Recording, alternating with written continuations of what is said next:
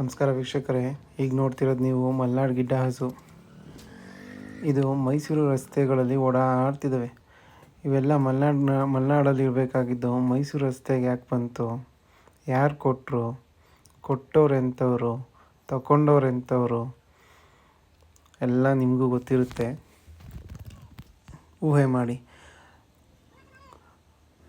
ಕೊಡೋನ್ಗೆ ಬುದ್ಧಿ ಇದೆಯೋ ಇಲ್ವೋ ನಮಗಂತೂ ಗೊತ್ತಿಲ್ಲ. ಇಲ್ಲಿ ಮೈಸೂರಿಗೆ ಎಲ್ಲ ಮಾರ್ತಾರೆ. ಇಲ್ಲಿ ನೋಡಿ, ಕರು ಜೊತೆ ಇತ್ತು. ಇದು ಒಂದು ವಾರ ಮುಂಚೆ ನೋಡಿದಾಗ ಕರುಗೆ ಹಾಲು ಕುಡಿಸ್ತಾ ಇತ್ತು. ನಾನು ನೋಡಿದಾಗ ಆಮೇಲೆ ನೋಡಿದ್ರೆ ಒಂಟಿಯಾಗಿ ಓಡಾಡ್ತಿದೆ. ಇದು ಯಾರಿಗಾರು ಸಾಕೋರು ಕೊಟ್ಟರು ಸಾಕ್ತಾರೆ. ತೋಟದ ಮನೆಯಲ್ಲೆಲ್ಲ ಸಾಕೋರು ಸಾಕ್ತಾರೆ. ನಾನು ಕರೆದೆ, ಬಾ ನಮ್ಮನೆ ಕರ್ಕೊಂಡು ಹೋಗ್ತೀನಿ ಅಂತ. ಪಾಪ ನೋಡ್ತಾ ಇತ್ತು. ಇಲ್ಲಿ ನೋಡಿ, ಕೋಣ ಮತ್ತು ಗಿರ್ ಹೋರಿಗಳು. ಈ ಗಿರ್ ಹೋರಿಗಳನ್ನ ಹೊಲ ಉಳೋ ಅಭ್ಯಾಸ ಮಾಡಿಸಿ ರೈತರಿಗೆ ಕೊಡ್ಬೋದು.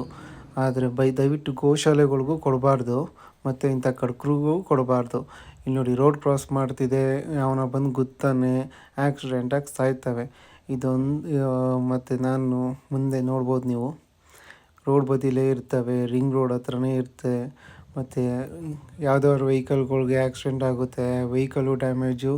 ಈ ಮುದ್ದ ಜೀವಿಗಳು ಹಳ್ಳಿಯಲ್ಲಿರಬೇಕಾಗಿತ್ತು ಇಲ್ಲಿ ಸಿಟೀಲಿ ರೋಡಲ್ಲಿ ಅಲ್ಕೊಂಡು ಸಾಯ್ತವೆ. ಇಲ್ಲಿ ನೋಡಿ, ಹಳ್ಳಿ ಕಡಸು ಇದು, ಅಂದರೆ ಹೆಣ್ಕರು. ಇದು ಎಷ್ಟು ಚೆನ್ನಾಗಿದೆ. ಇದು ಚುಂಚನಕಟ್ಟೆ ಜಾತ್ರೆಯಲ್ಲಿ ಅದರ ಜಾತ್ರೆಗೆ ಕೊಟ್ಟರು ಒಬ್ಬ ರೈತ 20,000 ಅಟ್ಲೀಸ್ಟ್ ಕೊಡ್ತಾನೆ. ಧನ್ಯವಾದ.